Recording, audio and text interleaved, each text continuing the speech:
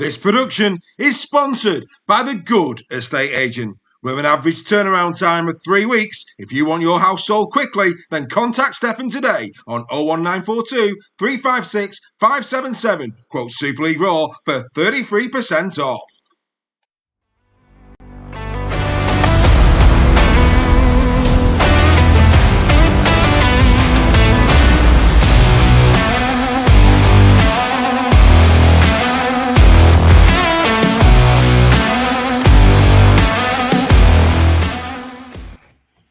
So, good evening, everybody. Round 14 of Super League is just, 24 hours away.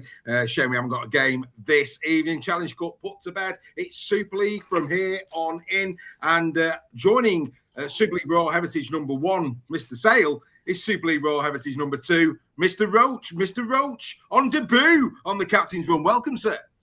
Thank you very much for having me. And I thought we said we won't do any toilet humour talking about number 1s and number 2s. Absolutely not. Absolutely not. All in good taste, Mr. Roche. All in good taste. Yes, as we always do, we're going to go through all 6 games. Good evening to Carrie in the chat. Bazza Kingston's with us as well. Always good to see you guys early doors. I'm sure more will follow. And of course, many will be watching this at their leisure over the next 24 hours, of course. Outstanding. Matt Timms calling you Sir Greg Roche. Didn't know you were knighted, Greg. Well, perhaps we'll get on to who's rugby league people being knighted as we go through the chat. Well there you go. Hey, you'd have thought Greg Roche, the next rugby league knight. There you go. Anyway, let's get straight into this edition of the Captain's Run. This is how we left Super League, ladies and gentlemen. The Robins, they're in first place, of course. They're going up against 9th, the Dragons, this weekend. The Warriors in 2nd. They go up against 11th in the Huddersfield Giants. The Rhinos in 3rd take on the Wolves in 8th. Then it's the Leopards against Trim. Arguably, perhaps, the game of the round, 4th against 7th. That should be an absolute peach, that one. FC go up against 10th place Tigers. And, of course, Saints in 6th go up against the Red Devils. Boys, once we're at minute 41 in these games, we are past halfway in the season. This is the round where we go from the start of the season to the back end of the season.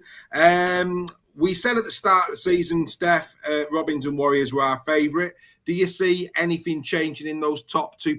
The order might change, but do you see any change in those 2 finishing 1 and 2 in some sort of order? Yeah, you wouldn't have thought so, would you? I think both of them have been the standout teams so far. Obviously, Wigan even though they're in 2nd, have the slight advantage having beaten OKR. But yeah, I think it's going to be a really interesting chase between those 2 for the top spots. And then from 3rd down to 9th, it's probably anybody's game for the playoffs, isn't it? So brilliant second half of the season incoming, I think. Absolutely, yeah, I couldn't agree more. Greg, I mean, then you've got the Rhinos sitting 3rd. I don't think anybody would have had them that high halfway through the season. They've been in great form, mate, haven't they?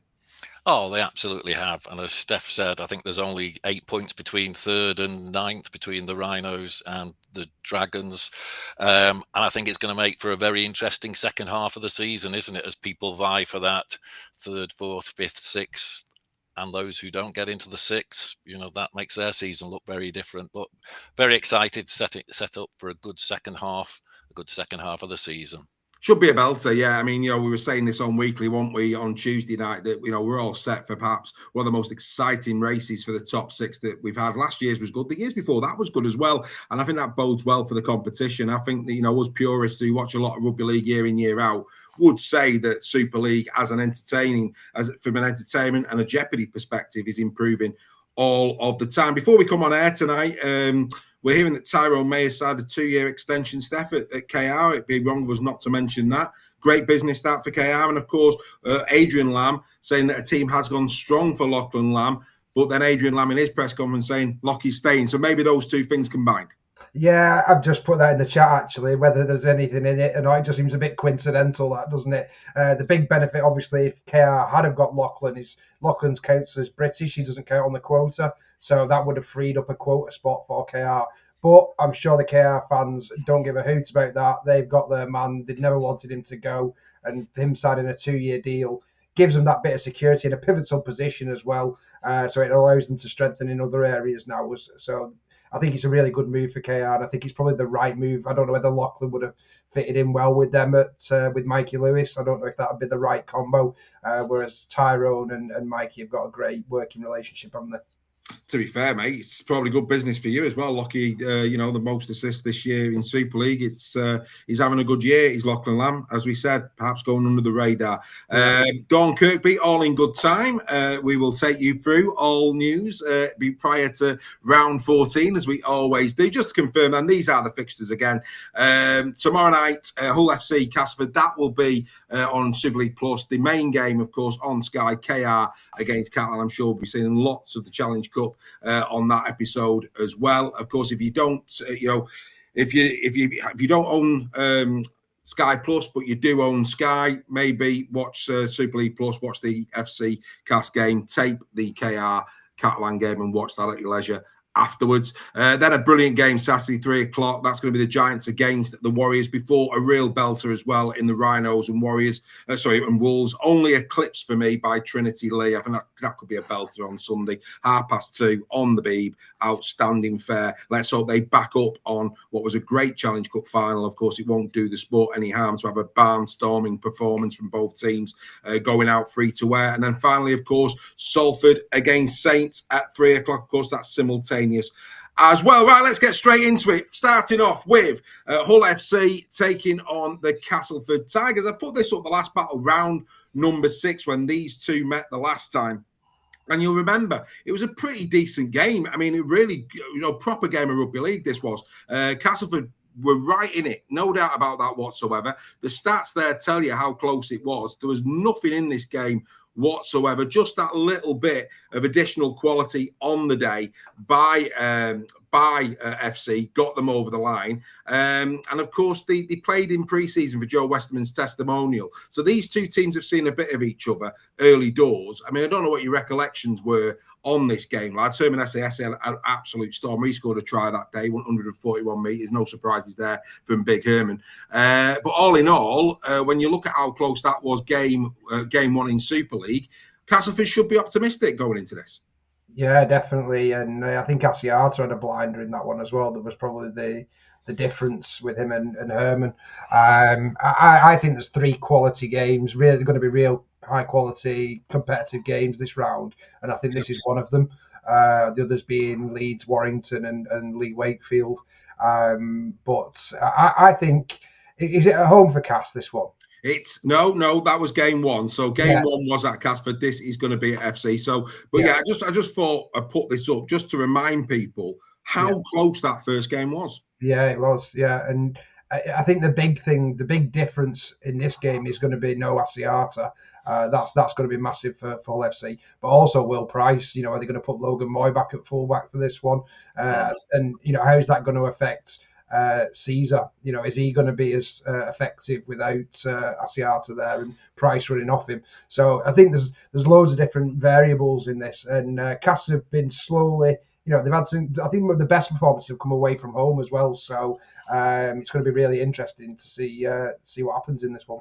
Absolutely. Let's get into the next one. I'll bring Greg in on this one. So this is the tale of the tape between these two teams in history. And as you can see, FC 30 wins to Castleford's 27. Again, very, very close. The last 5 meetings, he's wrong. It's actually 3-2 to All FC, I believe. Form, as you can see there, 2 wins for FC on the bounce coming into this one, 2 losses for the Castleford Tigers coming into it. The points, though, points 4, not an awful lot of difference there. It's the defence where there is a huge difference between these two sides. 323 conceded for the Tigers versus 230 for Hull FC. Tackle efficiency in the favour of the Tigers. That might surprise a few. They're also kicking better as well. They've had less errors this season, and it's about even on penalties. So again, Greg, when you look at that, it's close, isn't it? It is, and that first game in the first week, as you showed on the previous slide, was close as well. And I think at that point, we probably didn't know where the teams were going. People, how was Castleford going to be, which Hull was going to be, and we've obviously sort of got half a sort of season track record now, and I think probably both teams have performed better than perhaps, well, certainly than I thought they were going to. And I think Hull having those last 2 wins is probably quite useful, because they'd gone through a little phase where they'd been out of form. And I think Cass were going through a little phase where they were in form. So I think it's 5th against 10th, isn't it? I think the bookies will have Hull quite strong favourites because they're at home. But I think this might be a game where if Cass do want to get into that top 6, they probably need to start winning some of these games against the 4th, 5th, 6th team if really they have those ambitions. So I think this might be a bit closer than the bookies are thinking. Possibly, mate. I mean, possibly. It's 3-2 to Castleford. My apologies. 3-2 to Castleford the last 5 meetings between these two clubs. So again, there's a lot of optimism there for Cass going in. The first game was a real quality contest at the Jungle. The stats there in terms of tail of the tape, there's lots to be encouraged about. Yes, that defence is a problem for Castleford Tigers. We know that. But like I say, Hull FC cannot afford to go into this game taking anything for granted. Let's move on to the squads then and the absentees. We've already mentioned Will Price. He's out 6 to 10 weeks. John Asiata the same. Jordan Lane the same. Jed Cartwright's still out. And Liam Watts, sorry. Liam Knight's fine. Liam Watts is injured, of course. Liam Knight is in the squad. Logan Moy not selected in this one. So that's an interesting one. I'll stay with you, Greg. We know that quite a few Hull FC fans have got great hopes for Logan Moy. We know that here at Super League Raw. Are you surprised that with the absence of Will Price and the fact that they've had to put the likes of Hardacre in the second row? Of course, they could put Fash in the second row, put Hardacre at fullback. They could do that. Are you surprised that they haven't looked at Moy for this one? Absolutely, because you want to keep as many parts of that spine consistent as you can. I think we see with other teams, and Leeds being an example of a couple of weeks ago in the last round, where if there's a member of the spine missing and suddenly you're altering all the others, it can just mean it doesn't quite click like it usually does. And I'm a great fan of not trying to shift a team around. Let people play in the players and in the positions. And if someone's injured, just bring someone in to replace that and to try and keep the spine together. Saying that, Dave, you look at that 21. That's a fairly classy 21 as well that Hull have got there, isn't it? It is, mate. And Stef, one of the things that John Cartwright was delighted about in his pre-match press conference, that's available on Hull FC's YouTube channel for those who want to listen to that in full, was having Cade Cust and Amir Burra declared fit for this. That gives them that little bit of stability in 2 of those spine positions with the absence of Price. Yeah, definitely. That's a big boost for them. I think with the fullback, I think they're probably going to put Rapana there. He's played there a few times for them, hasn't he? Yeah. And maybe move Hardacre, Chamberlain into the centres with Barron and what's the winger? Martin. Martin on the other wings. So it'd be very interesting. But of course, no Texoy, the other fullback on the other side. So it is going to be whoever gets the fullback right in this one could have a massive impact on this game.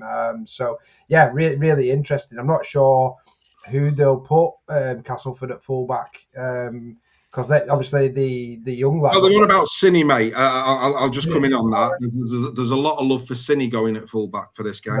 Right. Because that's they've lost. Who was the lad? Rooney. They lost early on the fullback. Yeah, Fletcher Rooney's back in training and doing well, but not quite ready for this one. Yeah, because what an impact he made. He was brilliant at the start of the season, wasn't he? So that's 2 fullbacks Castle have lost now, which is obviously a big hit for them. But I'm really struggling with this one, I'll be honest. I think it could be a really tight game just because of who's not available more for FC than anything else. Yeah, obviously, like I say, I'm hearing on the wind it could be Cine at fullback. Of course, Sam Wood being back's a bonus. They've been playing Lewis Senior in the centres. We know that. Josh Sim scored and got an assist in game 1 between these two. So Josh Sim will be probably a shoe-in on the wing alongside his Senior on the other side. But of course, a player who scored in that, Tex Hoy has scored a try in the last 3 meetings against FC, and he's missing. And Rome Milnes also, believe it or not, has scored a try in the last 3 against Hull FC. That'll surprise you. Into the detail as always here at Super League. Rowan Milne's, getting on the score sheet 3 times against the same club. That's a bit of a stat, Mr. Roche, isn't it? It is very much so. I look at that Cass side, and you see experience in it. You see the wingers, the senior players on the wing. I think just perhaps the creativity might be lacking a little bit there. The senior boys, both being with us, they're tremendous athletes. They're tremendous sprinters. I think that one point they were holding some sort of Yorkshire record for sort of 100 meters. They are absolutely pacey given a clear field. Is that when they left Huddersfield? They couldn't get out quick enough. Is that what you're suggesting? Yeah, that's a yellow card. But they're probably not the most creative, and they're probably, do they do the acrobat dives for the corner? Perhaps not, but they're two cracking lads to be honest. And I just, you just wonder if Hull score 18, 20 points, can Cass score 18, 20 points? Not sure. That is the big question, isn't it? There's no doubt about that. That is the other big one as well from a Cass point of view is Tom Amone back in the squad, which is great for them. But also Rimbu to be out of. He's gone, mate. That's been confirmed. They haven't confirmed it, but they've all but confirmed that Rimbu will be leaving, and there's things going on behind the scenes. Of course, that gives them a cap space. So there's things going on behind the scenes in terms of who's coming in as well. I'm hearing. Right, yeah. So obviously they're 2 other big factors for Cass, and like Andy Bibby's just put in the chat, I think it's July last year that Hull FC last won at home.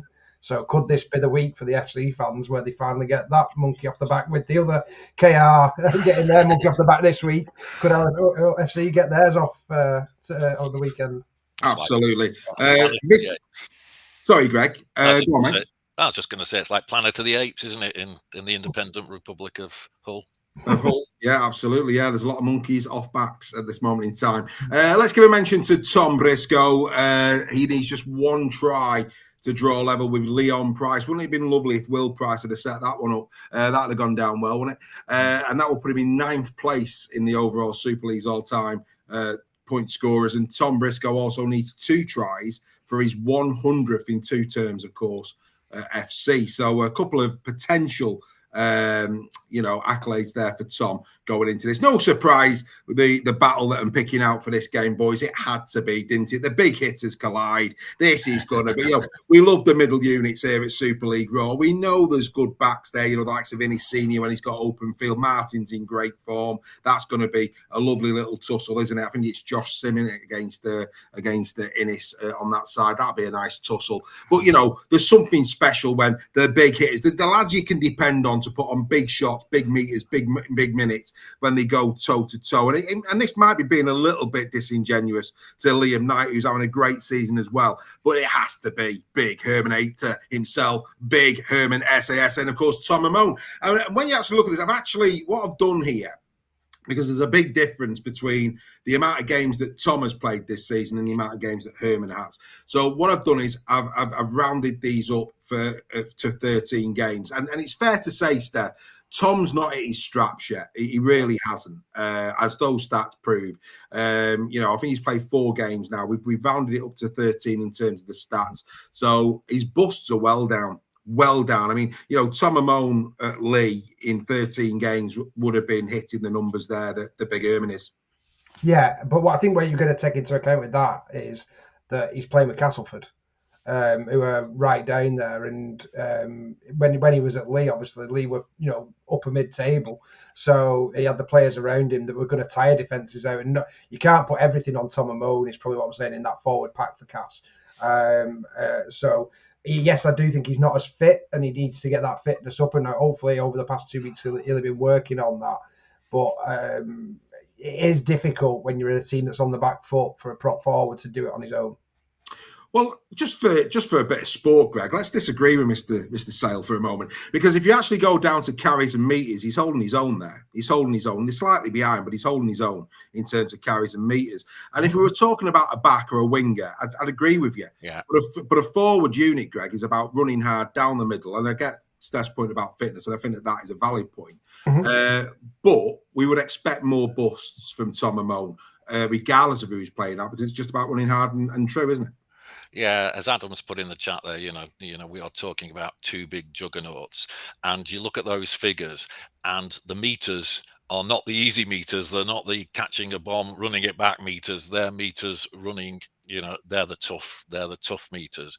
But I think So I look at those meters and you think, wow, that's a lot of stats. But it's not just that they make meters.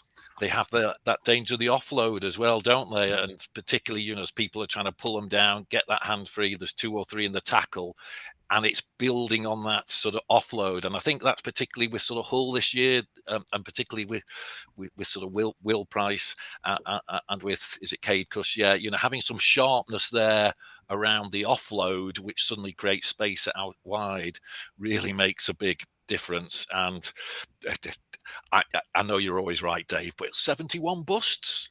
71 busts. Yeah, so he's got 71, mate. Wow. Yeah.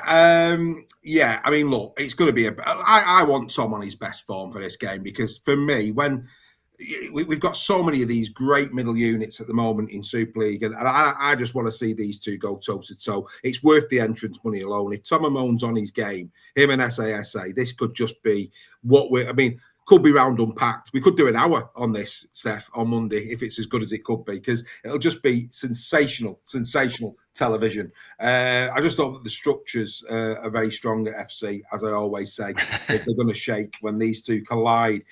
Just to remind everybody, Steph went in this one, FC 1917. So did Greg, so did I, so did Joel, and so did the members. But it would be amiss of us not to ask the great Mr. Roche where he sees this one finishing. Go on, mate.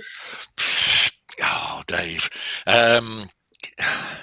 I think a Hull win, but I think perhaps 1-8. I think Cass will make this closer than people think. Fan Dabby Dozy. Nice one. Right, there you go. So that's game one. A great little prequel. Get yourselves in front of the TVs. Like I say, don't miss a minute of Super League if you don't have to. Get recording the KR game if you've got Sky. Watch this one live, because it's the only way you can see the full 80 minutes. And then watch KR a little bit later. Get your full fix of rugby league this weekend. Best of luck to both sides. Put on a show, especially Big Herman and Big Tom. Right, we now go to, and this will sound very sweet to our Robins fans, the Challenge Cup winners 2025, as they go up against the Catalans Dragons. A homecoming festival is planned at Craven Park on Friday night. Believe you me, it's going to be a celebration. I'm sure the cup will be paraded once again. The atmosphere, I'm sure, is going to be nothing short of electric at Craven Park. Standing room only.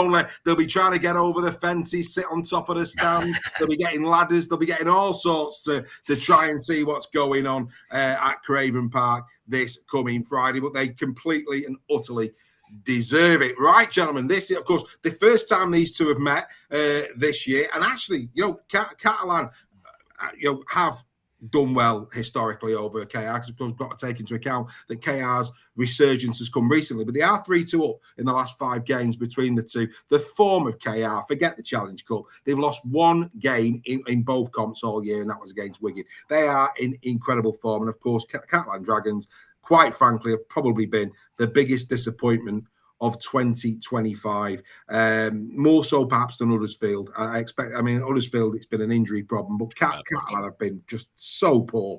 We expected so much from them, and they haven't delivered. Points for, as you'd expect, an absolute battering. 388 points for KR, 196 only for Catalan. And then, of course, the defence of KR, which is quite simply bruising, exceptional, the discipline, everything about KR's defence this year. It's just sensational. 116, averaging 8.5 a game. I mean, it's just ridiculous, absolutely ridiculous. It's the part of the game that goes unnoticed. We notice it here at Super League Raw. And when you put that attacking power with such solid defence. No wonder that they've only lost one all year. Points against for the Dragons, 290. Tackle efficiency very close, 91.2, 90.9, which is quite interesting. Conversion efficiency very, very close. That's probably the one Achilles heel for KR, but of course Mikey did him proud at the weekend. And then, as you would expect, less errors from KR. 123 to 147. Stef, this should be the perfect homecoming, shouldn't it? Yes, it should be. I think we'll come to the teams in a minute, but I think there's only really Burgess missing for KR and Mickey Mack, I think, are the ones that are Hargreaves as well. I think Hargreaves is missing. JWH is out. Yeah, Hargreaves out as well.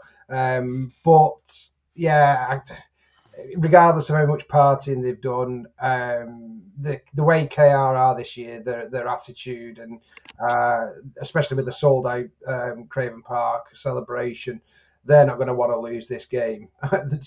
It should be a procession for me, given the way Catalan have played this season. Yes, Catalan have had a bit of a break, like most of Super League have. They're still going to travel there. I just can't see anything other than a convincing KR victory. Of course, Greg, these met in the semi-final of the Challenge Cup. KR coming out on top 36-12. They haven't met in Super League. Where do you see KR? Before we get into the squads, of course, it's your debut on Captain's Run, and I know you often come on Final Whistle, but this might be the first time you've actually gone public. Where do you see KR? Do you see KR as the favourites now for Super League, or should they still beware of Wigan? How do you see it? I'd have them as grand finalists against Wigan.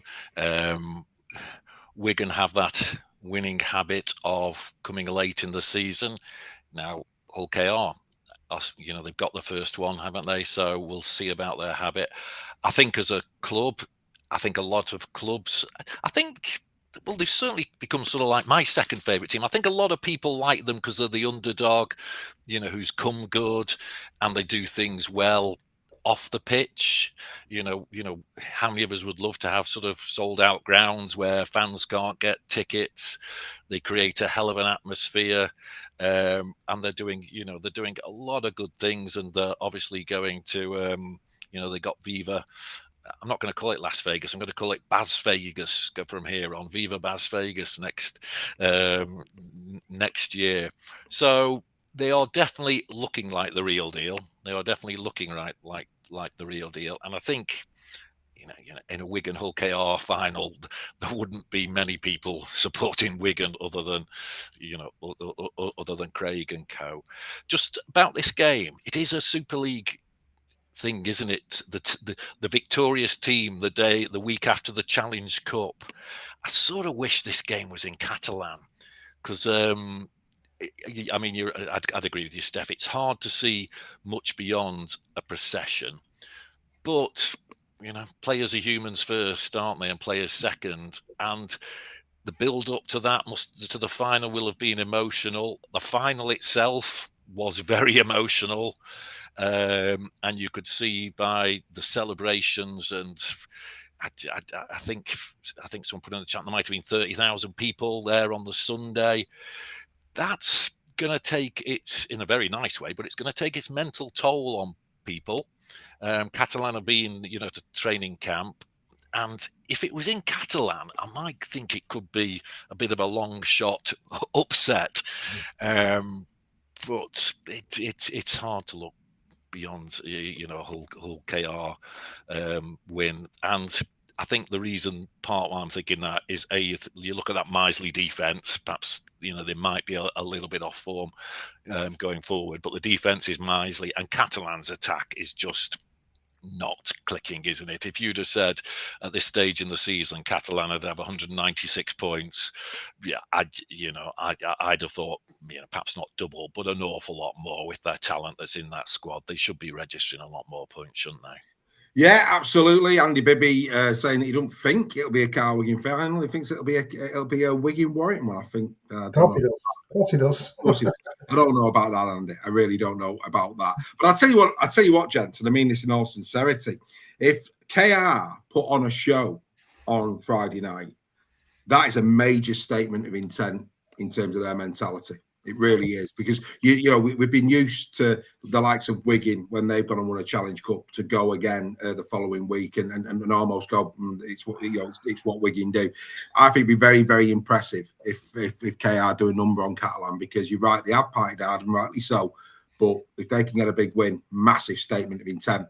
Right, the absentees: Oliver Gildart out, Joe Burgess just out for this week, JWH out for 4 weeks, and Mickey back out for 3. Of course, he came back for that game. It was a risk. It looks like they've got away with it, but he's going to be out now. He's going to be allowed the time off for that bicep to heal. We'll come to the Dragons in a moment. It's a great bill of health.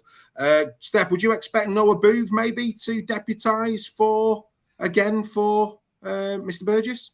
Yeah, I think he will, and I think Doro will probably come in, won't he, for JWH? Yeah. Obviously, I don't care. A couple of errors in his last game, but some very impressive runs and stuff with Doro. So he was 18th man, I think, at Wembley as well, wasn't he, Doro? So I would expect him to come into the team and get some experience for this one. I think the big interesting one in this is obviously Morg. I was pictured on the screen there. I think it's the first time he's faced Catalan, isn't it, since he's moved to KR? Yeah, he was cut aside. Yeah, and interesting. We're becoming a fullback show at the moment, but Aspiro Bichet and Sam Tomkins named in the squad, so it's going to be really interesting who they put at fullback. Aspiro Bichet being very impressive so far. Whether they then give Tomkins a run in the halves with Kiri, or we'll see. I don't think there's much though that Catalans are going to be able to do, because the problem with them is, what we've already mentioned, is defence, and defence is not something that you can just fix overnight. It is an attitude, but it's also that trust in your teammates inside, and I think that's what's been lacking for Catalan in that respect. So yeah, and I think it's going to be a dry track as well, which is obviously very ominous when you're coming against KR, because they won't play like they did against Warrington. Well, I think 2 weeks helps. When you've got a leaky defence and you're not playing well, I think 2 weeks on the training pitch can only have done them good. It can't have done them any harm. If you've got a good coach. Yeah. Well, okay. That's all complaints from Mr. Tomkins goes to Mr. Sale. But yeah, you're right. I mean, at the end of the day, Joel is not a coach of pedigree, no doubt about that whatsoever. In terms of just some milestones for KR coming into this game, Mikey Lewis, if he gets 10 and there's 10 points, and there's a real chance he could get 10 points, he would reach 500 for KR this weekend. That's quite an achievement for the young man. And Petr Hiku will reach his 100th career try if he goes over the line this weekend. So that's a couple of little high level ones for them. Just looking at that Catalan squad, I completely agree with what Steph is saying there. There's no coach. If this was the first game of the season, you'd be saying, but there's a lot of leaders there.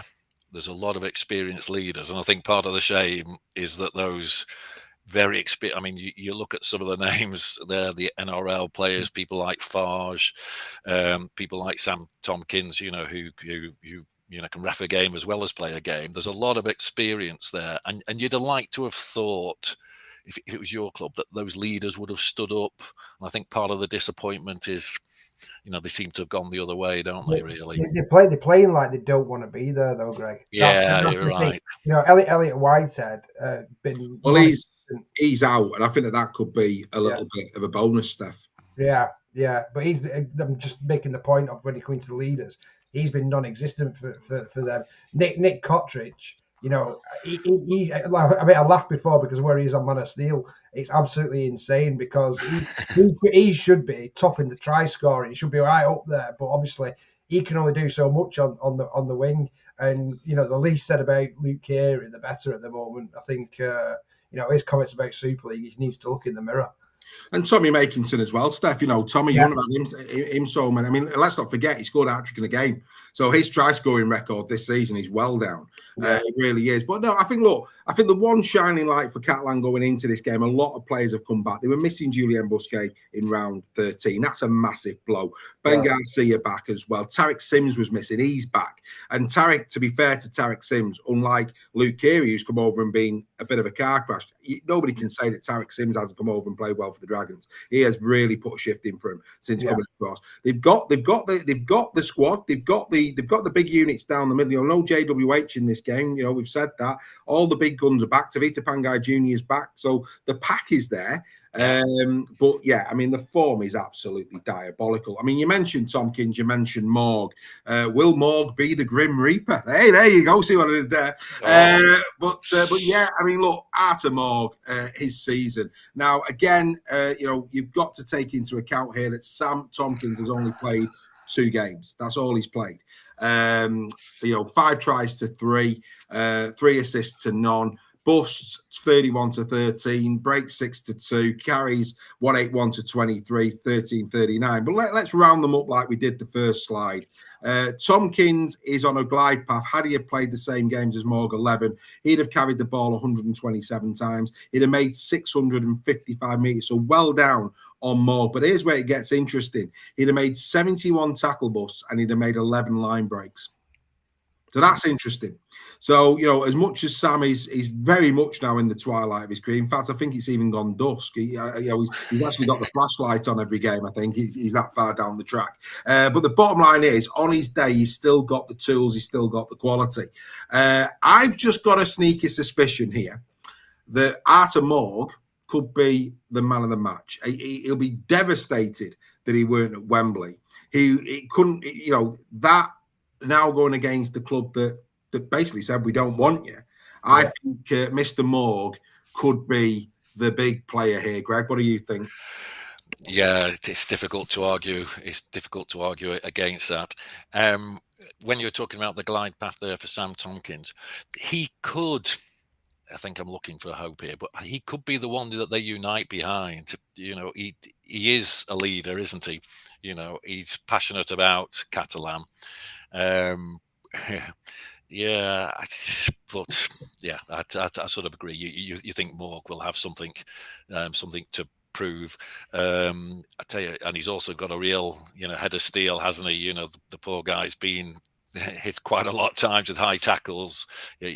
Fortunately, he seems to ride them very well. He's a real tough cookie. I think it'll be interesting to see Sam Tomkins back and just to see what effect he has on the team.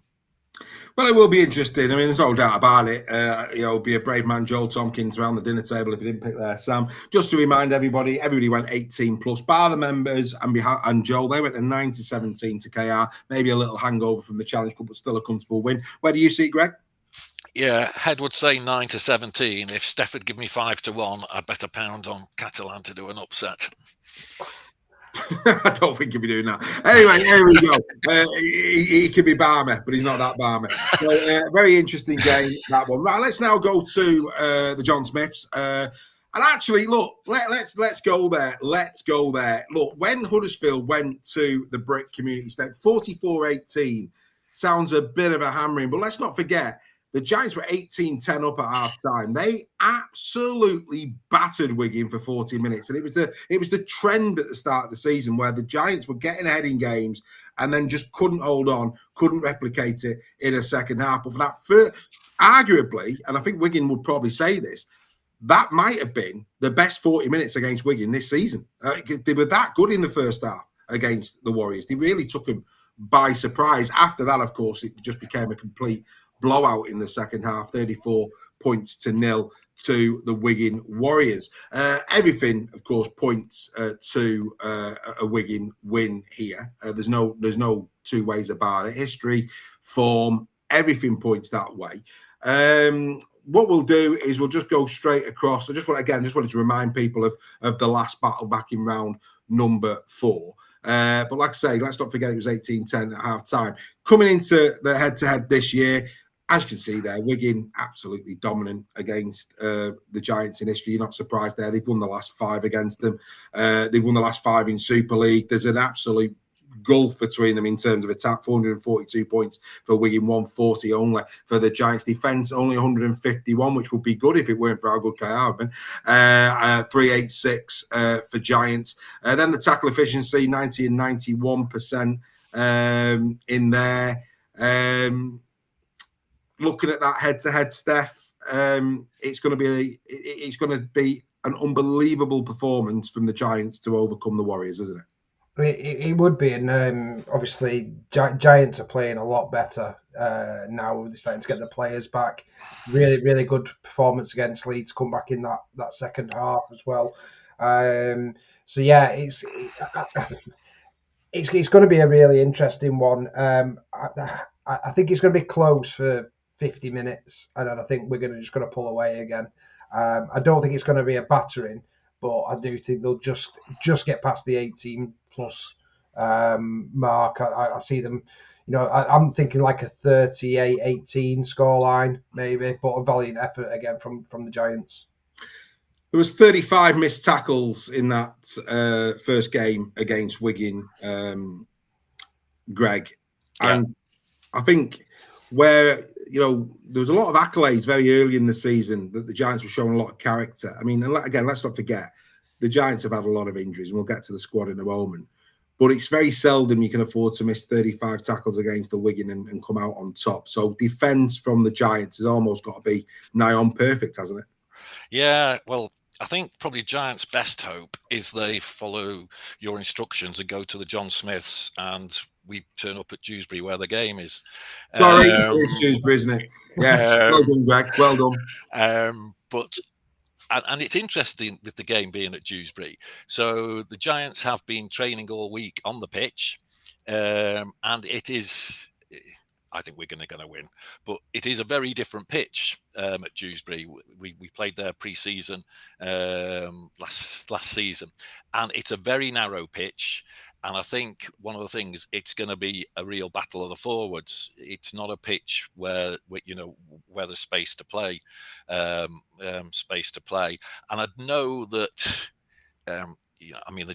The sad thing is the Giants season has finished, and we're talking about, we're thinking about next year. And I saw someone put in the group chat and on the social last night about, if the Challenge Cup was more towards the back end of the season, that might keep some club seasons alive, like, perhaps Giants, perhaps, Cass, Wakey, that sort of thing.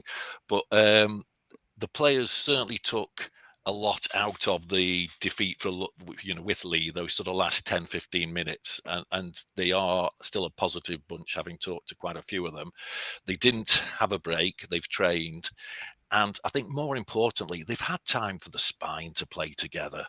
So much more in terms of, Zach there, at number 9, Tui and Clune, and George Flanagan at fullback. So I'm thinking second half of the season, it's about progression. It's going to be tough. Of course it is, it's against a very strong Wigan pack. Then I think it's Warrington, Catalan and Cass, who I think will be quite interesting games.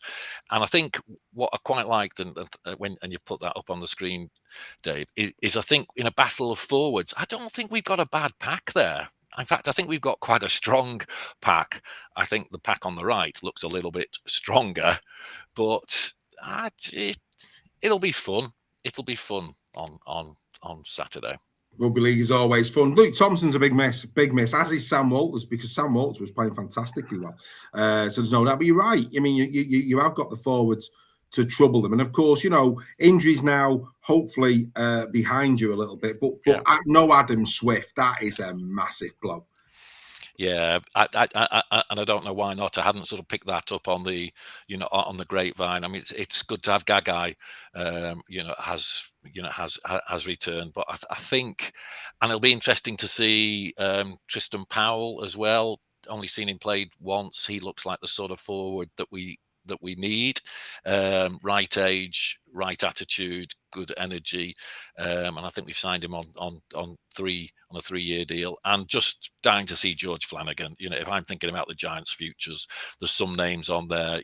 Wilson, Flanagan, and there's some people injured in terms of people like Fenton and Kieran Rush is on there, where we've got to sort of sign these people, build around them with some experience, and we have to do that. And I think someone who has impressed, and he was one of our injuries who's come back, I think George King has very quietly done 2 or 3 very solid performances, which is what he's famous for, slightly going under the radar and delivering solid performances. But you look at that team on the right, and pretty much all those would just walk into most other teams. Yeah, look, they're a great side, Wigan. I mean, Stef, just in terms of Wigan, what we have seen though with Wigan over the years is they can sometimes just produce a display that's very un-Wigan-like, and sometimes they get away with it, like Castleford last year in the opening game of the season, where Castleford really gave them a good shot. The conditions were a bit poor, and they proper went toe to toe. That was the infamous Harry Smith tackle game, for those who are trying to recall it.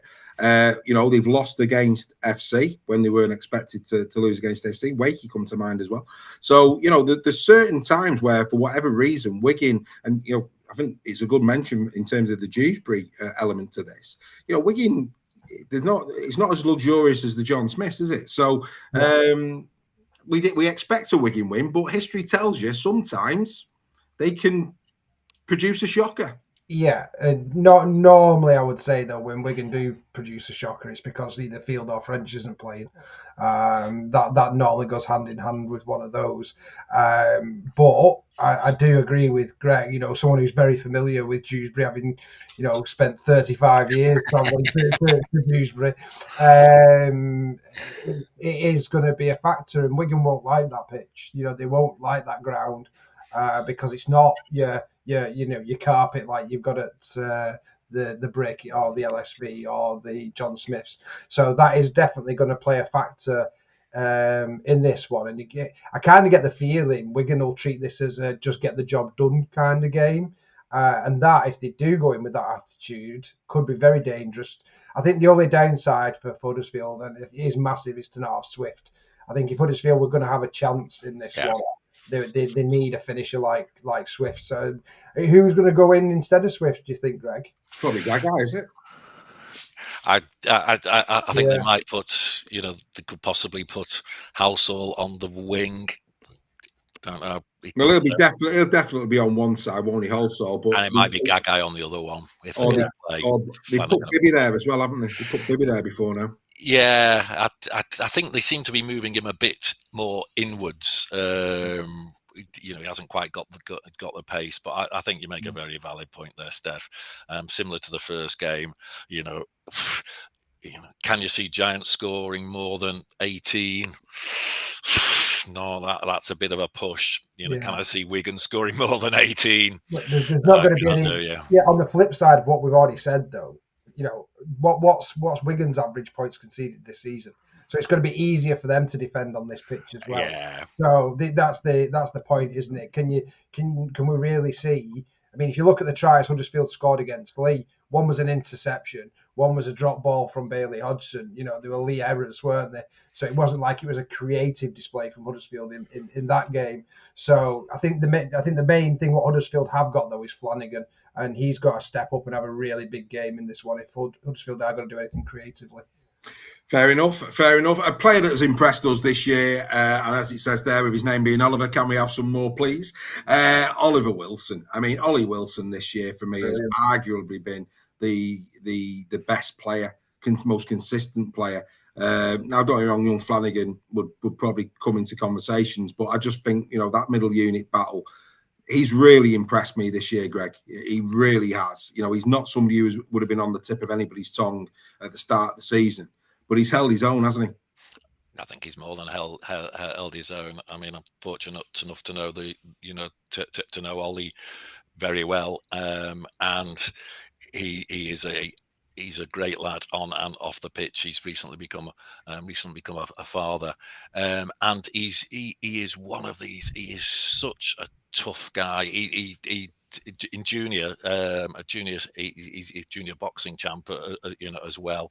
But where he's stepped up this year is how hard he takes the carries. He absolutely runs so hard, and a lot of people have a lot of Giants fans have sort of compared him to the other starting prop, Mr. Burgess, and Ollie will be learning from him. He was called into the England squad, and I know he has sort of he has ambitions on that. But he's one of these. He's so reliable as well. He doesn't miss many tackles. He really makes the hard meters. Seen him trying to offload a little bit more, which I think could be the sort of the next step in his game. And he's got 2 tries this season, and perhaps showing how much he's improved. And in his total Huddersfield Giants career to date, he has 2 tries. Yeah, he just looks a handful this season. He's playing really well. It's 31 busts, 303 tackles. He does his job in defence as well. 803 metres from 113 carries. Really, really good effort. He will need to be at his best. Go on then, Greg. Your final prediction for this one, Wigan against Huddersfield. How do you see it? Dave, I live in Huddersfield. Can we just not ask that? Fair enough. I won't draw you on it. We'll just say that Joel, who also lives in Huddersfield and has got broader shoulders, has said Wigan 1-8. Well, there you go. Right, okay. A little bit of Super League Raw news, and then we'll get on to the last 3 games. The 25th of June, ladies and gentlemen, if you're watching this, 25th of June at the Bluebell live, the Super League Raw quiz night. You can get it's free entry, but book now to not be disappointed. 01925 346 593. You can have your dinner down there as well. But yeah, the quiz night starts. Be there for 7 o'clock. Starts at 7:30. Match tickets up for grabs for your team. Also meal vouchers as well. And if you're a Warrington fan, you've got a season ticket. Those tickets, if you did win, they will be replicated. They'll be transferred for money vouchers at the club shop. So great opportunity there for you all to come down. That's the 25th of June. A note to the members, there are 4 tickets up for grabs for members for the Warrington Wolves quiz night next Tuesday. Weekly goes to Wednesday next week. Next Tuesday, myself, Stef, Greg and Joel will be at the Halliwell Jones Stadium for the Warrington Wolves quiz night. It's the Warrington Wolves Supporters Trust quiz night. Myself, Sam Burgess, your hosts. All the first team reserves will be there. 4 free of charge tickets. You've got to be in the draw to win it, only for members. If you want to become a member, do the QR code. Members, let us know in the announcements on WhatsApp. There is a poll there. Just let us know if you want to be included in that draw. That draw will be taking place in the next couple of days. And then also another one here for you. The Ashes series. We announced this on Weekly on Tuesday. The only way to get into Game 2 at Everton now, perhaps, is through Super League Raw. We've got a pair of tickets to give away for the England versus Australia Game 2 at Everton. If you're a member, you're automatically included in the draw. But if you want to increase your chances and support Grassroots Rugby League, there's an opportunity for you to get 10 entries for £10 on our website, superleagueraw.com. Go into the shop and you'll see them there. Get your tickets for that. That draw will take place the show after the grand final. So the show after the grand final, we will be drawing the lucky winner out, and you'll be joining ourselves at the second game of the Ashes. So become a member to increase your chances.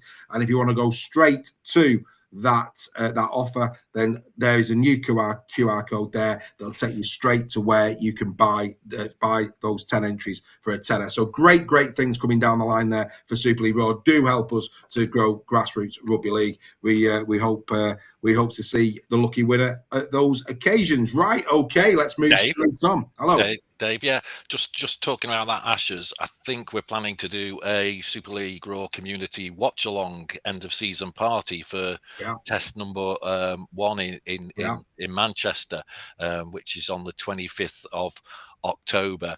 And one of the things that I've learned in during this great community is you learn to enjoy rugby with fans from other clubs. And I know you've hosted some brilliant things at Newcastle, and I saw all the photos of the people at the Challenge Cup.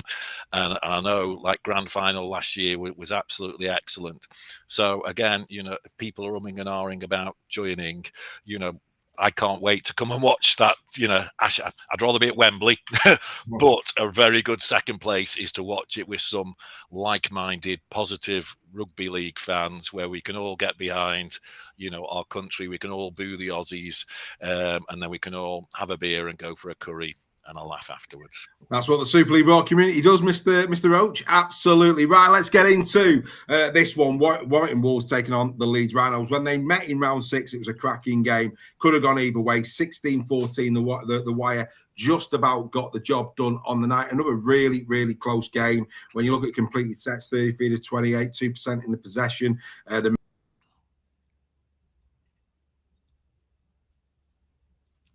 Don't know what's happened there. So we just had gremlins for a moment. 1,540 meters from the Rhinos in this one versus 1,271 from Warrington, which is quite surprising. Yet Warrington had more post-contact meters, only just by about 40 or so. Tackles very, very close. Great defensive effort from the Rhinos when they came to the Halliwell Jones. 95.7%. From them, which was a great effort. I don't know if you remember this one, lads, but it was a real good quality tussle, and we'd love for it to be the same again for the neutrals on Saturday, Stef. Yeah, definitely. Just quickly before we talk about this one, I did one last thing on Huddersfield. They're going to have a massive impact on the top 6. So that was the point I was going to make on Huddersfield in terms of they're going to take a couple of points off those teams above them now, I think, as we go along the season. So let's wait to get that in for the Huddersfield fans. So, yeah, in terms of this one, I'm going to talk about fullback again. So Duffy is obviously massive miss for Warrington from an attacking point of view more than anything in this one. But did George Williams play in this one, Dave, last time? Now you're testing my knowledge. I think he didn't. No, he did. No, he did. He made one of the tries. Yes, he did. Yes, he did. Yeah. So obviously it's a bit positive and negative, isn't it, on a Warrington front, and obviously going to Headingley with a Leeds team that's on red hot form at the moment. So it's going to be a real humdinger. This is my call for second game of the week. I think this is going to be a brilliant match. Obviously, a lot's going to depend as well on how Warrington bounce back, whether they see that loss and use it as motivation now. I think they'll took a lot of confidence from that Wembley game, knowing that they can mix it with a team as good as Hull KR.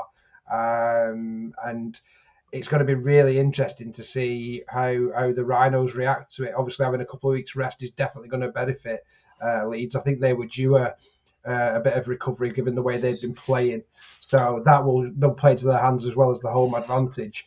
But I do expect Warrington to be really fired up on this one and, a bit of a chip on the shoulder with that loss and fully focused on the league now and getting into that 6, because that's Warrington's motivation now, sitting outside the 6. They'll not be happy with that, and they'll want to use that now as massive motivation to get into the top 6 and keep that tight. 100%. We'll come into the actual form this season, and of course the history between these two sides. Just quickly going back to the Giants one, I forgot to mention that Liam Marshall, he's going to make his 200th appearance for Wigan potentially at the weekend. He also needs a hat-trick to make 150 tries. I don't think that Greg will want him to get into that milestone this weekend. Adam Kieran needs 6 points to reach 500. That's well within his reach with his goal kicking at the moment. And Bevan French needs 1 try for 100 in Super League. Right, now we come to this one, Warrington. 40-30 to the Leeds Rhinos in the history of Super League. The last 5 meetings, 4-1. To the Rhinos. That's an interesting one for you, lads. That's an interesting one. Points, very close. 264 for the Rhinos, 246 for the Wire. But look at the points in defence. 151 plays 309. That's where, for me, the Rhinos have been impeccable this season. They've been so good defensively. Tackle efficiency, again, very, very close. Conversions, just 2% in it, 68 and 66 in the favour of the Wire. And errors, again, 7 difference in there, only 3 difference in the penalties. 2 teams that, again, it just goes to show from third down how close it has been. And those stats, with the exception of the defensive effort from Leeds, Greg, it should be a close one. Yeah, I can see William Webster's put in the chat, season defining for Warrington, a bit adrift if they lose, and that might be a bit strong, but I sort of know I know where you're coming from there, William.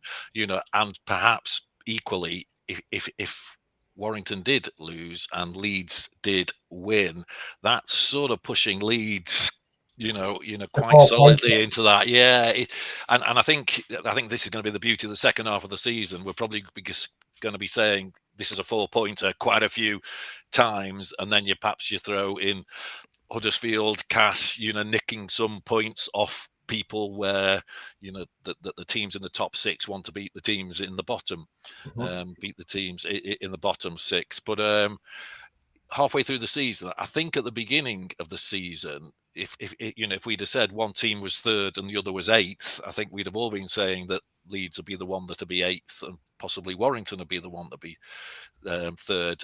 I think the next few weeks are big weeks for Warrington there, Dave, in terms of, they've got to bounce back from that disappointment, and they don't want to be in that situation where with 6 games to go, they've got to win 4 of them. They've got to stay there with the pack, and obviously they've got some injuries, as well. I think the next month is probably a big month for you guys at the Wire.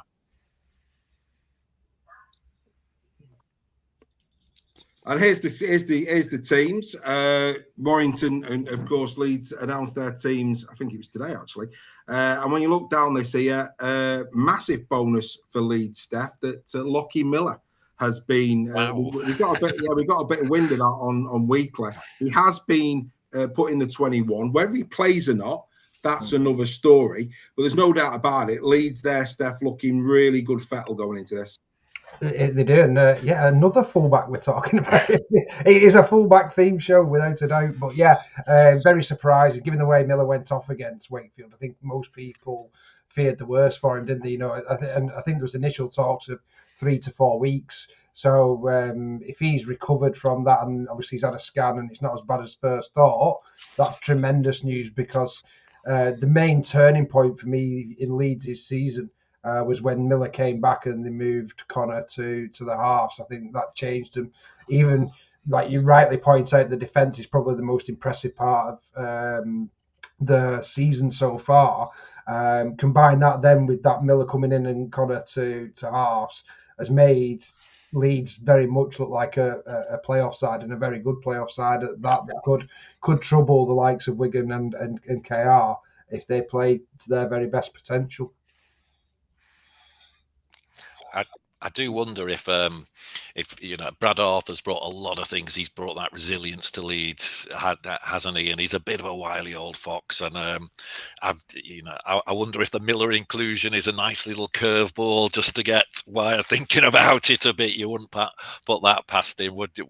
But I agree with you, Steph. I think sort of Leeds, since Miller came back and the enigma that is Jake Connor moved into the halves. I think they fell upon a successful sign there. Is it Acker's first game back as well? Yeah, Ackers is back as well. Apologies to people who are watching. We're not actually getting your messages. I don't know why that is. I can see you all on YouTube there, and some messages are in, but for some reason we're not getting them. We've had a little bit of a technical thing. We're still live, which is the main thing, but we're not getting your messages. So apologies for that. Just wanted to have a quick check on that one. But yeah, Ackers is back as well. Like I say, Leeds in great fettle there. Callum Watkins more than likely going to make his 400th career appearance in this one. 1 goal for Mark Sneed will draw him level with Andy Favell in joint 4th place, which is a good effort from him. Ben Curry needs 2 tries for 100. Don't see that happening in this game, but he might. You never know. He might sneak one in. You never know. But when you actually see the bottom of the screen there, the players that Warrington are missing. That's big personnel. No Dufty, no Ashton, no Hayes, no Leyland, no Kai Taylor-Hayes cover for Dufty. He would have been the deputy, of course. Dan Russell, who I think a bit of disappointment for Warrington, if I'm being honest. And Danny Walker. I mean, Walker's a big one, isn't it? Massive losses them for Warrington going into this game against a team that deserve respect the way that they're playing this season. I think this is a big task for Warrington, and they're going to need to show a lot of spirit to go to Headingley and come away with 2 points. The likes of Varney, who've been playing well this last few weeks. He needs to be, bang at it again. No doubt about that whatsoever. Oh, no, Dan Russell's there, actually. My apologies. I can see Dan Russell and the staff actually have missed that first time. But, yeah, I just think it's a big game for Warrington. What's the vibe like coming out of Warrington Well, post? there's obvious disappointment, but if you know anything about Sam Burgess is somebody that, yes, whilst that hurt, he's a man motivator, and he knows that you can do one or two things. You can either use this now as an excuse to have for your season to capitulate, or you can use it as the fuel and the motivation to kick in and go again. And I think under Burgess, what we have seen for Warrington is the attitude is a lot better, and I think that there's no doubt about it. He will want it business as usual. I think they will benefit. I'd have been more concerned for Warrington had they been playing Friday, not Saturday, if I'm being honest. I think the turnaround is probably helping them a little bit, that extra day. KR will go into their game against Catalan, one, against poor opposition, but two, on the crest of a wave. Yes, emotionally from a positive perspective, it might have hurt him, but the confidence is high, and I think the adrenaline of that win will see him through. Whereas Warrington, it's the opposite. So I think an extra 24 hours to prepare is probably a good thing. But yeah, we'll just have to wait and see. I mean, Warrington have got a good record. It's 4-1 to Warrington because I did a slide round 6. And then I changed it over. It's just confused me a little bit. It's 4-1 to Warrington in the last 5. So Warrington have got a good record against Leeds, and that's going to need to happen. But here's the thing from a Warrington perspective. Yeah. Okay. It's these two. Now, for me, this is a big problem, not only for Warrington, and I know I get that Miller has also played into this, but Miller comes in on the arch. What these two have done since Connor has gone into the middle, they look an unbelievable partnership. Now, they played together 5 times and won 4. The one they lost was Warrington. And let me tell you now, Brodie Croft stays on that pitch, they would have won that and all. Yeah. So that's how well these two are playing. And I think that this is the this is the game for me. These two players at the moment are really in sync, playing wonderful rugby league, Jake Connor and Brodie Croft. And I think what's interesting there as well is that, especially when you look at the assists and, 6 for Connor, 2 for Croft, it is quite balanced. But I think what you're seeing here is look at the carries. Brodie Croft 65 to 26, Connor with Croft next to him, he's almost picking and choosing his moments, which is very dangerous. Yeah. He's not trying to get on the ball as much as perhaps he has done at other clubs. He's allowing Brodie Croft to be the architect, to be the organizer. And when his 26 carries have come, he's made meters, he's made tries, he's scored tries. And, kicks in general play as well. I mean, if you look at the way in which these two play in terms of that as well, the bossing, I think Connor's kicking this year has been very, very high standard indeed in general play. So, like I say, this for me is the handful. This is the handful. Warrington need this partnership to not fire. Because if this partnership fires, I can see Leeds winning this game. I think you've completely nailed it there. I think we obviously had experience of Jake over the last couple of years, but, and he hasn't got pace. But he doesn't need pace when you've got Miller there as well. And I think between the three of them, when Jake is touching the ball now, he's doing it when he wants to touch it, and he can be at his creative best. And he does that little thing of, am I going to kick it as he puts the ball out? He has a nice double pump. And, you've got a couple of good lead runners there as well in the second row. And who's the ball going to, Jake? And, is it going to go to Miller? Is it going to go out to the wing?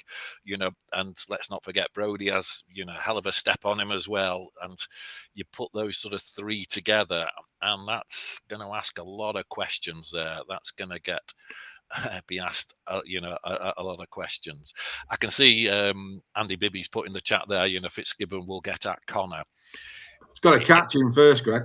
Well, he has, and so far, I used the word the enigma that is Jake Connor earlier on. So far, we have just seen one side of Jake Connor. So far, no one's got at Jake Connor, and no one has really rattled him. Has Brad Arthur got rid of that self-destruct button? I think time will judge that. But on the evidence this season, you can't do anything but praise the lad who stepped up. And is probably, much as it hurts me to say, is probably my sort of man of steel at the moment in terms of what he's doing with limited touches there, as you point, Dave. He's the perfect cog in that machine at the moment. He's certainly inspired them. Greg Nixon, 917 Leeds. Steph went wire 1 to 8. I went wire 1 to 8. That's just faith more than anything. I think Leeds are going to be a handful for Warrington. Leeds 1 to 8 was Joel. The members went Leeds 9 to 17. What say you, Mr. Roche? Yeah, sorry, Dave. I think we're going to go with the members. I can see Leeds sort of 9 to 17 on this. I'm making his only appearance on the captain's run. Go on, Steph. Yeah, I'm actually going to amend mine because mine was based on Miller not playing, and obviously the disruption that was going to cause. I thought they were potentially going to put Connor at fullback. Given it looks like now, I can't see why they'd include him in that if they're not going to play him other than mind games. So I'm going to base mine on that he is playing. I'm going to go Leeds 9 to 17. And are you letting Joel amend his, Steph? Absolutely. Joel's gone Leeds 1 to 8. In the spirit of that, I'm going to go Leeds 9 to 17 now. Why not? Why not? Duffy out as well is a big, from the attacking threat from Warrington. So that obviously wasn't known either. So Duffy's a huge loss. Duffy is a huge loss. And especially, I'd expect it's probably, they're on about Stefan Ratchford there. For me, Stefan's legs now, in terms of 1, covering the field, 2, bringing it out and making yardage. For me, I'd rather Josh Fewlis be put back there and Jake Fewlis be put on the wing. That's just my preference, but that's by the by. Right, okay. Now we come to this one. The last battle in the league, of course, Steph will point to the Challenge Cup, but in the league, the Leopards went to, the Trinity went to the Leopards and absolutely did them. 40 points to 14. Incredible performance from Wakey on that day. Bossed the game. Just really were impressive. Very, very impressive against Lee on that occasion. So, yes, it's 1-1 overall, of course, because Lee knocked Wakey out the Challenge Cup a little bit later. But those stats and that scoreline probably live long in the memory of Adrian Lamb going into this game. He will know he has got a very, very good side awaiting him at the DIY Kitchen Stadium this season. We've got a bit of early team news. Jake Truman's in training. We'll come back to that in a minute. We'll come back to that in a minute. In Super League history, 5-all, 3-2 to the Leopards in the recent past. Wakey lost the last game before the Challenge Cup. Lee won theirs. Points for Wakey outscoring Lee. Nobody would have thought that at the start of the season. And I've actually got a better defence than Lee. Again, nobody would have thought that at the start of the season. So a lot to like if you are a Trin fan going into this. Now, let's start there. And as we're talking Trinity, I'll come to you, Steph. Jake Truman's in training. Darryl Powell didn't confirm one way or the other if Truman would be back or not. Based on how well Jowett and Lino are playing, I think you'd love him to bring Truman back, wouldn't you? Yeah, I don't think he will. No. I can't see there being many changes for Wakefield unless they're being forced by injury. I think they're playing that well as a team at the moment. You'd be crazy to swap any of the players out. It's going to be a really tough game. This. I think the neutral. I'm hoping it's not like it was at the Sports Village because Wakefield were unplayable that day and Lee were awful. I'm hoping it's more like the Challenge Cup performance than anything else. But Wakefield will, for me, go into this game as favourites. No doubt about it. I think they're the team in better form. Obviously the being at home is a big factor for them, and they're gonna want to put one over us again from that Challenge Cup exit. So it should be from a neutral point of view. I hope it's a really close game and it's a really real good one on the BBC because that's our biggest platform with our biggest figures on the BBC. We want quality games. Mr. Roche, he's done it again, and I get why he said what he said. The team, we love it. It's class, isn't it? So the team that go in a better league position are not favourite, but when you look at the for and against, Steph, let me come on, mate. Just relax. When you look at the for and against, and you do look at form, I sort of see why Steph is saying that because I think Wakey for me probably over the last 5 rounds, whilst they both won 3 and lost 2, I think Wakey have looked better on the eye. Yeah, and I understand totally where Stef's coming from. Interestingly, I checked the odds. Bookies have this as evens, which they don't often do. They usually have sort of one team favourites, even if it's by 2 points. And I think it's we could use that. I mean, it's definitely my game of the round, and it's definitely another 4-pointer, isn't it? If Wakey do win, suddenly they're only a point behind Lee with sort of better form.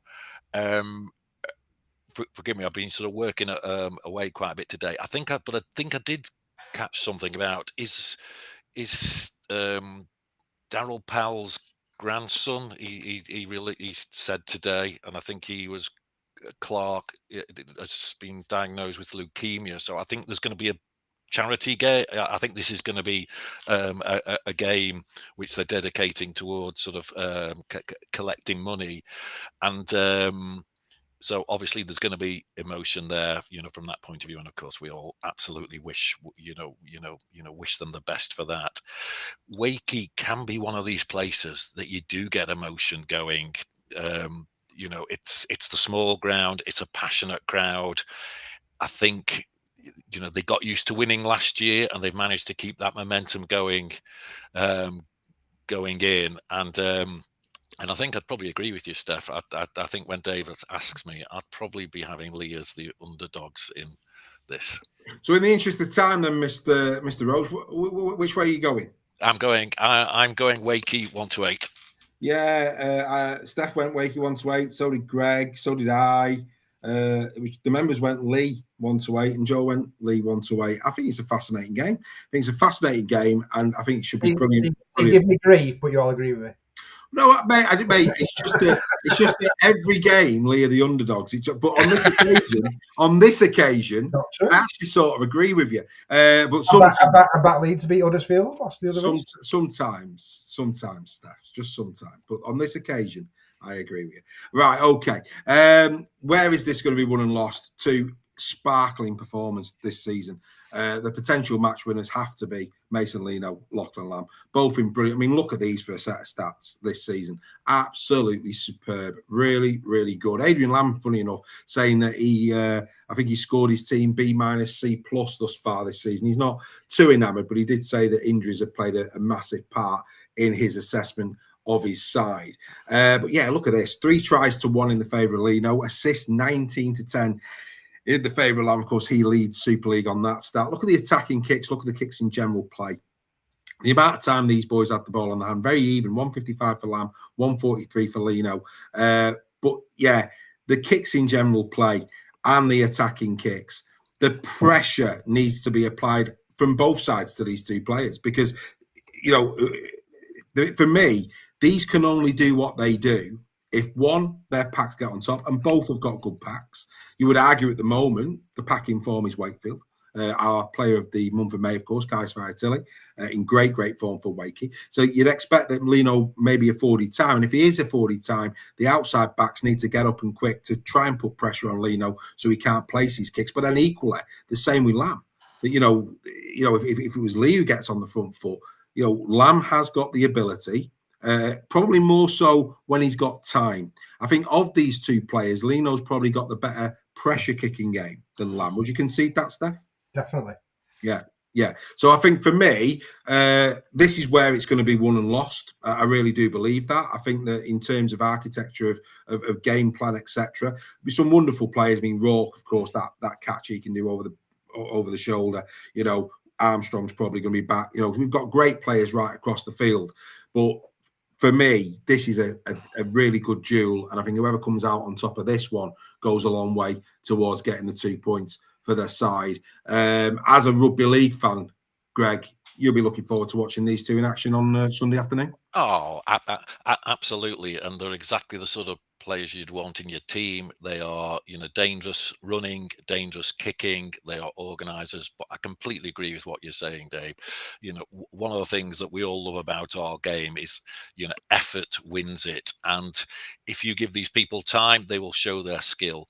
But what you can do is try and not give them time, and and on the fifth, on the fifth and sixth tackle, really run at them, really try and close them down, because that will just not let them have that half a second, which these people will exploit. If those two guys will absolutely exploit. I do like Wakey, as in, they are a team, aren't they? They're not a team. They're not superstars. When you look at the players they've got, but they, Darryl has them playing Darryl rugby, doesn't he? And they really look like a good, a great team. It's going to be a classic. It's going to be a great game. I think it's got everything going for it. And of course, we'll be doing the Final Whistle podcast. We'll be recording that on Sunday night, and if this is a great game, then I think there's going to be a lot of energy in that one, because either that or actually all the energy will be spent watching. I don't know, but anyway, make sure you catch the Final Whistle podcast Monday morning on your way into work. Right, the last game of the weekend, the last battle, of course, was round one. Cakewalk for Saints, absolute cakewalk for Saints. I mean, not really much we can say. I mean, this is a stat for you in this game. Salford missed 79 tackles. There's a stat for you. Wow. How many? 79 missed tackles in that game. That's one a minute. Shocking. It was a reserve. I remember the game. The game. But... and look, it is what it is. I mean, everything points to Saints, and it does. That said, Nene McDonald would appear to have played his last game for Salford. He's gone back to Australia. Chris Hill, Joe Mellor, and Shane Wright return. But look, we'd all probably say this is a St. Helens win. Nobody's going to say it's a Salford win. It's rugby league. Salford could be David against Goliath. Who knows? But let's be sensible.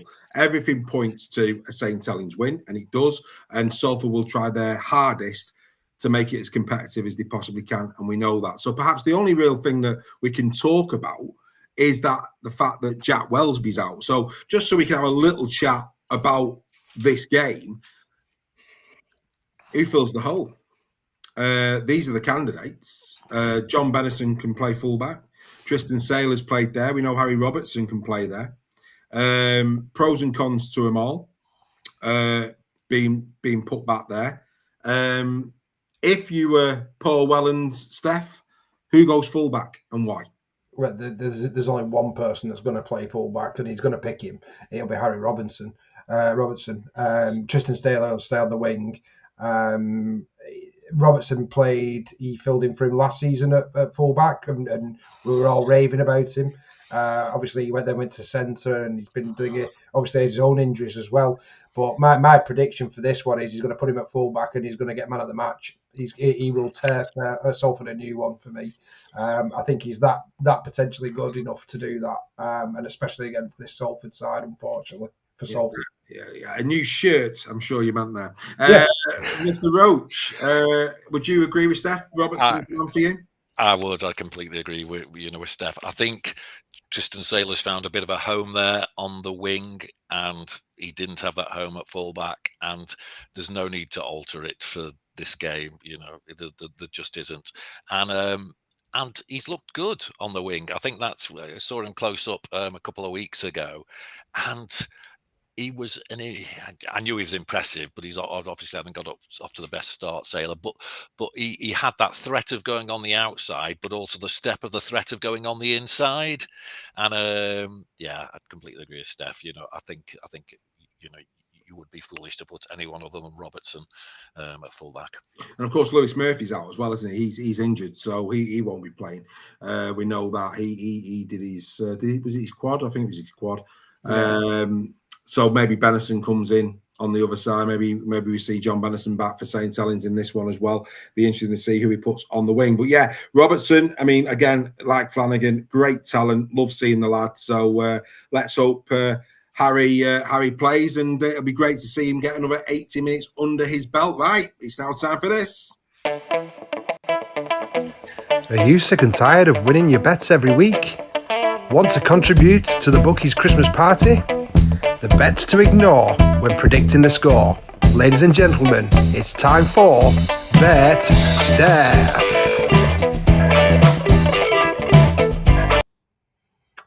Yes, so just the anytime try scorers. This week I've gone for Tom Briscoe to get over against Castleford. I think Hull FC will look to ship it wide and Briscoe will get over. Peter Hiku again against Catalan. I can see OKR scoring quite a few points. Hiku's always a danger, and especially against a Catalan defence that I don't think is very good at the moment. And Zach Eckersley, again, another one where I think, even though it's a narrow pitch at Dewsbury, I think they'll ship the ball to Eckersley, and he'll get over for the Warriors. So if you bet on all those three, that'll return you 14-1, which isn't bad considering they're all wingers and centres. So not a bad punt on that one.